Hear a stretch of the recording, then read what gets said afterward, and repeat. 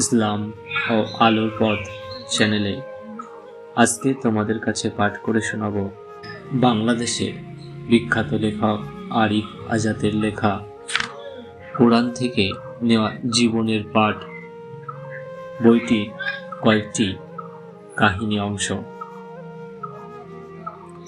প্রথমে আসি শুরুর আগে বিষয়টি সম্পর্কে।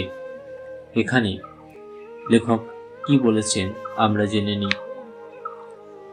সমস্ত প্রশংসা সৃষ্টি জগতের রবের, যিনি আমাকে অনস্তিত্ব থেকে অস্তিত্ব দান করেছেন, যিনি দান করে চলেছেন অবারিত নিয়ামত তার অফুরন্ত ভান্ডার থেকে। দরুদ এবং সালাম প্রিয় নবী মুহাম্মদ সাল্লাল্লাহু আলাইহি ওয়াসাল্লামের প্রতি।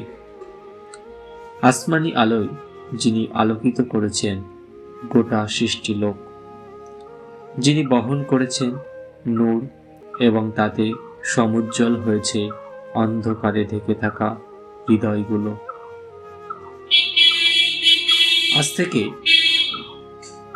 আজ থেকে 1450 বছর আগে রমজান মাসের এক নিশ্চুপ নিশতি রাতে হেরা গুহায় জিবরাইল আলাইহিস সালাম নিয়ে এসেছিলেন কোরআন। অন্ধকার প্রকোষ্ঠে সেই যে আলোর ফোহারা ছুটেছিল, সেই ধারা একই গতি, একই তেজ আর শক্তিতে আজও বহমান। অন্ধকারে নিমজ্জিত একটা সভ্যতা পেল ঐশী আলোর ছোঁয়া। গোটা মানব সভ্যতা পেল একটা আসমানি জীবন বিধান। সেই জীবন বিধান সত্যের সারথি, আর সকল মিথ্যা আর অসত্যের প্রতি সেটা হলো এক অনন্ত লড়াইয়ের ইশতেহার। কোরআনে আল্লাহ সুবহানাহু তাআলা বলেছে, কোরআন যদি পাহাড়ের উপর নাজিল হতো তাহলে পাহাড় ধসে পড়ত।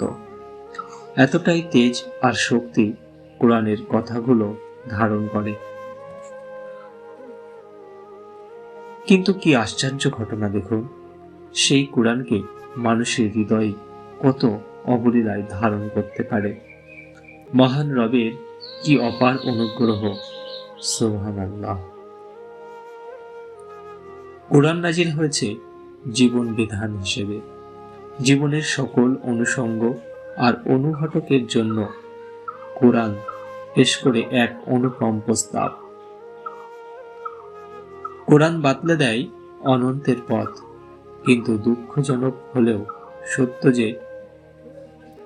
যে কোরআন একদা ঘুরিয়ে দিয়েছিল পৃথিবীর মোড়, যার সংস্পর্শে পেয়ে আমূল বদলে গিয়েছিল ধ্বংসের দ্বার প্রান্তে থাকা একটা আস্ত সভ্যতা, সেই কোরআন আজ আমাদের বুক সেলফে কি নিদারুণ অবহেলা আর অযত্নে পড়ে থাকে।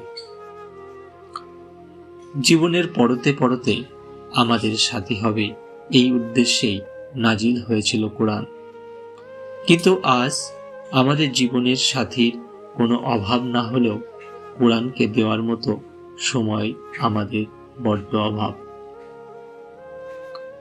আমরা হয়তো কোরআন তেলাওয়াত করি, কিন্তু কখনো কি ভেবেছি যে কি বার্তা এই কোরআন আমাদের দেয়?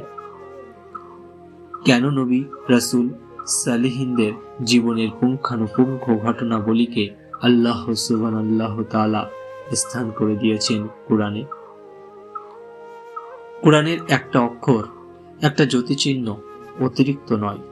কোরআনে মজুদ থাকা প্রতিটি শব্দের পেছনে আছে রহস্য আর কার্যকারণ।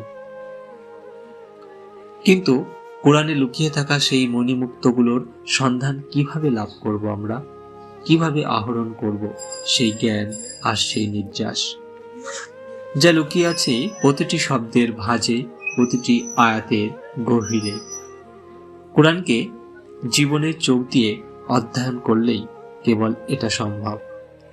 যাপিত জীবনের অনুষঙ্গগুলোর সূত্র যখন আমরা কোরআনে খুঁজতে পাব, ঠিক তখনই এক অনন্ত জ্ঞান রাজ্যের দ্বার উন্মুক্ত হবে আমাদের জীবনে। কোরআন থেকে নেওয়া জীবনের পাঠ এই বইটি একরকম কিছুই ভাবনারই সমষ্টি।